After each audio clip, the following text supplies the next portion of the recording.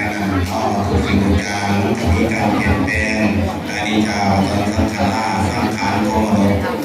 จะมีการเดียวแห่งโดยรวมเป็นจังหวะนั้นจะมีหลายอันหลายแนวมาเป็นมนุษย์นี้กับคนทำอริสงคนท่ามันมีพระอริสงคนบุญอยู่โยดีกินเป็นเสบียงอาหารไปสร้างสรรค์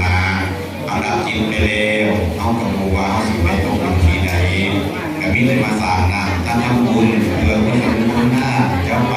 พบเก่าจำกระมองให้เฮาไปถึงสุขสวรรค์สัตว์เทวโลกนอกเห็นยังไง